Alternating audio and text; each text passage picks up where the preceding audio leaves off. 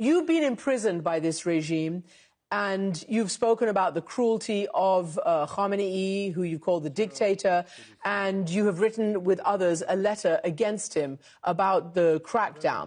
Are you glad that he is dead? And do you want and believe that the American military, the Israeli military, can liberate your country? من از مرد هیچ کسی خوشحال نیستم. من خوشحالم که استبداد نابود شد. I'm not happy about anyone's death. I'm happy that tyranny has been destroyed, but I'm not happy about the death of any human being. But I wish there was an opportunity for these tyrants to be tried in court and held accountable for the crimes they committed against the Iranian people. What makes me happy is the destruction of tyranny, not the tyrant. America has proven in recent years and in the past few decades that it acts more based on their own interests than for democracy and freedom. As in Iraq in 1990 and during the first Persian Gulf War, they left Saddam alone with his own people.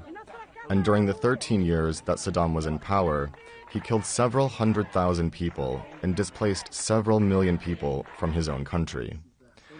And in Afghanistan, after 20 years of war and the killing of tens of thousands of people in the war, America abandoned Afghanistan and left it at the disposal of the Taliban. And the people are living with the Taliban again. My concern about this is that America will bring this calamity upon the Iranian people again, and we will enter into greater darkness from now on.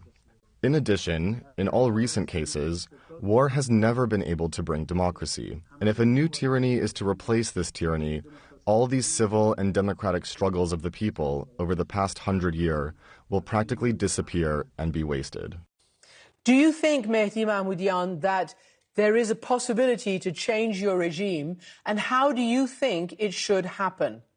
Who should be leading the change?